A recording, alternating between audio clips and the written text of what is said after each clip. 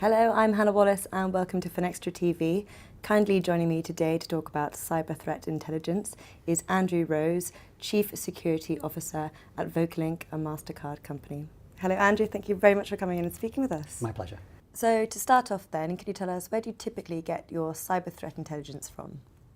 Well, we get threat intelligence from many places. We go to government agencies and they'll feed us some threat intel.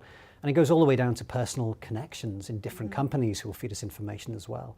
And we bring that together and we supplement that with intelligence brought from third parties who are professionals at bringing this.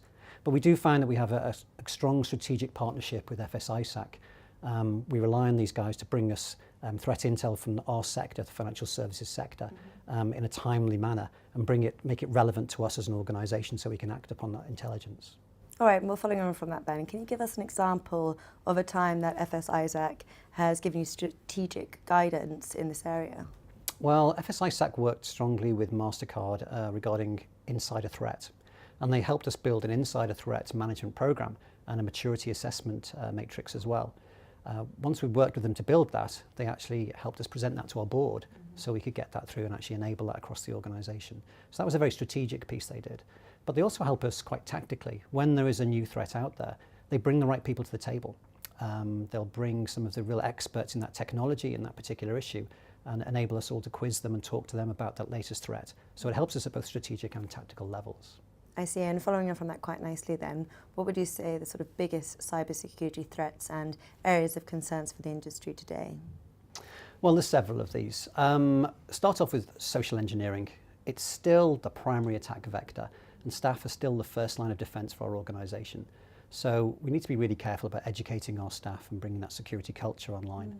And we act against that by training our staff and building a strong security culture within Vocalink and Mastercard. Another problem is regarding the cybersecurity staffing crisis and a lack of gender diversity as well.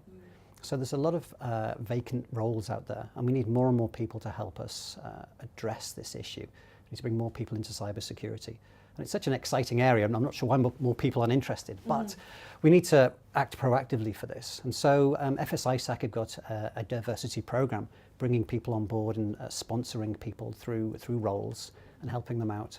And Mastercard also is working on that. We've built a new program recently where we actually sponsor people through 2 years of working with the government and then 2 years of working with a sponsor such as Mastercard.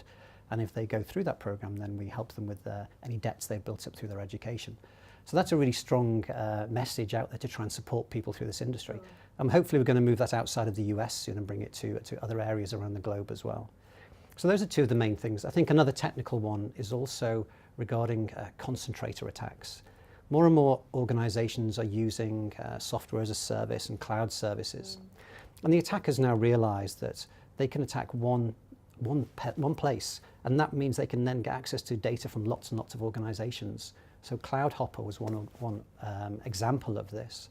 So you need to be careful then if you're putting all of your eggs in a basket with lots of other companies and their same eggs, then that's where the criminals will look as well. So that's something we have to be aware of as well.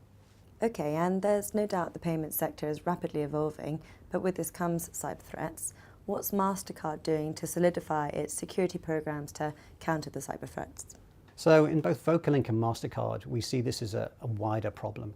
Although we're taking lots of efforts to secure our own organisations, we think the whole industry needs to improve. And so we work at different levels. Initially, we'll work with governments. We want the information flow between governments and industry to be really rapid, really clear and really honest. Get that information to us as quickly as possible, and we'll share information back with them. So we want that piece to be there as well. But we have a huge commitment to security, our own organisation. It's a primary focus for us. We're cyber secure in everything that we do. So we actually do implement security many different levels within our organisation, in terms of people, in terms of technology. We have research labs that look at cybersecurity.